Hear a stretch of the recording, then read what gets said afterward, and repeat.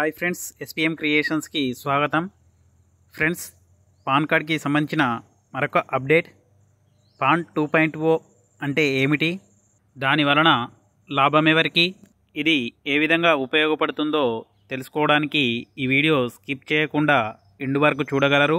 Friends, ఇలాంటి news updates కోసం మన ఛానల్ను సబ్స్క్రైబ్ చేసి లైక్ చేస్తూ కామెంట్ చేయగలరు, అలాగే షేర్ చేయగలరు. మరిన్ని వీడియోస్ కోసం మన ఛానల్ను సబ్స్క్రైబ్ చేశాక పక్కనున్న బెల్ ఐకాన్ను క్లిక్ చేయడం ద్వారా మేము చేసే ప్రతి వీడియో మీకు నోటిఫికేషన్గా రావడం జరుగుతుంది. ఫ్రెండ్స్, ఏ దేశానికైనా ఆదాయం పెరగాలంటే పౌరులు, కంపెనీలు సక్రమంగా పన్నులు చెల్లించాలి. ప్రభుత్వం పన్ను వసూళ్లకు పగడ్బందీ యంత్రాంగాన్ని, నిబంధనలను రూపొందించాలి. వాటిని నిర్దిష్టంగా అమలు చేయాలి. పన్నుల చెల్లింపు ప్రక్రియను సరళీకరించాలి. వ్యక్తిగత ఆదాయ పన్నుల ద్వారా భారత ప్రభుత్వానికి సమకూరుతున్న రాబడి గత 10 ఏళ్లుగా పెరుగుతోంది.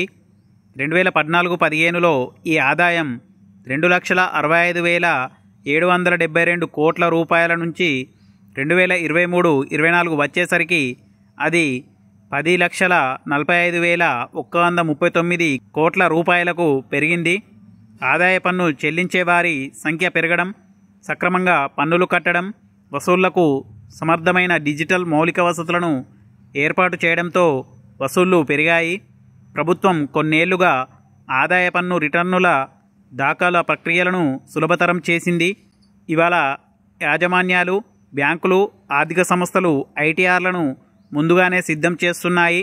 తమ ఆర్థిక సమాచారం ప్రభుత్వం దగ్గర ఉందని తెలిసిన చెల్లింపుదారులు కూడా సక్రమంగా రిటర్నులు సమర్పిస్తున్నారు. గతంతో పోలిస్తే పన్నుల వ్యవస్థను ప్రభుత్వం మరింత బాధ్యతాయుతంగా తీర్చిదిద్దింది. పౌరుల సమస్యలకు స్పందించేలా మలచింది. అందువల్ల నేడు ఇండియాలో పన్ను చెల్లింపుదారులకు సౌకర్యవంతమైన వాతావరణం నెలకొంది. మన దేశంలో జనాభాతో పాటు పన్ను చెల్లింపుదారుల సంఖ్య కూడా ఎక్కువే.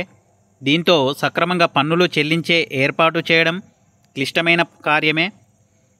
పన్నులు చెల్లించడానికి, ఫిర్యాదులు చేయడానికి, తమ సమస్యల పరిష్కారానికి పౌరులు చీటిమాటికి ఆదాయ పన్ను శాఖ ఆఫీసులకు వెళ్ళవలసిన అవసరం లేకుండా ఏర్పాట్లు చేయాలి. దీన్ని దృష్టిలో ఉంచుకొని ఆదాయ పన్ను శాఖ ఆన్లైన్లో ఈ ప్రక్రియలను స్వయంచాలితంగా మార్చింది. అయితే రిటర్నుల దాఖలను, పన్ను సంబంధిత ఫిర్యాదుల పరిష్కారాన్ని మరింత మెరుగుపరచాల్సి ఉంది. ప్రభుత్వ చర్యలతో పన్ను చెల్లింపుదారుల సంఖ్య అధికమైనా అది ఒక స్థాయి నుండి పెద్దగా పెరగడం లేదు. ఈ లోటును సరిదిద్దడానికి ప్రభుత్వం ఆదాయ పన్ను చట్టాలను మరింత సరళీకరించింది, ప్రామాణీకరిస్తోంది. దేశీయంగా వ్యక్తులు, సంస్థలు శాశ్వత ఖాతా సంఖ్యలు పాన్ కార్డుల జారీ అయిన సంగతి తెలిసిందే. భారత్లో 78 కోట్ల మందికి నేడు పాన్ కార్డులు ఉన్నాయి. అంటే జనాభాలో 58% మందికి ఉన్నట్లే. జారీ చేసిన మొత్తం పాన్ కార్డులలో 98% వ్యక్తిగత పన్ను చెల్లింపుదారులకే అందాయి. పన్ను చెల్లింపుదారుల రిజిస్ట్రేషన్ను డిజిటల్ ఇండియా ఆధునీకరించింది. పన్ను చెల్లింపుదారులు, వసూలు యంత్రాంగం మధ్య దూరాన్ని తగ్గిస్తోంది.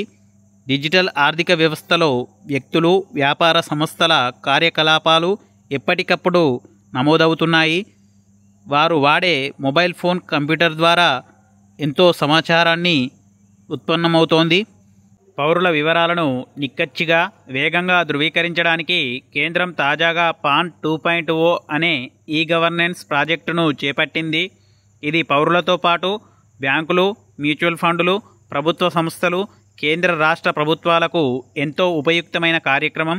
దీనివల్ల పాన్ కార్డుల జారీ, నిర్వహణ, పన్ను డిడక్షన్, సేకరణ, ఖాతా సంఖ్య, టాన్ జారీ సులభతరమవుతాయి. యాజమాన్యాలు తమ ఉద్యోగుల జీతాల నుంచి పన్ను మొత్తాన్ని మినహాయించింది. ప్రభుత్వానికి జమ చేయడానికి వీలు కల్పించే టాన్ నెంబర్, పాన్, టాన్ కార్డుల జారీ, మార్పులు, చేర్పులు, దిద్దుబాట్లను పాన్ 2.0 ప్రాజెక్టు కింద చేపడతారు. ప్రభుత్వం ఇప్పటికే ఆధార్, పాన్ అనుసంధానాన్ని తప్పనిసరిగా చేసింది. దీనివల్ల నకిలీ కార్డుల బెడదను తప్పించి వ్యక్తులను ఖచ్చితంగా గుర్తించడానికి సులువైంది.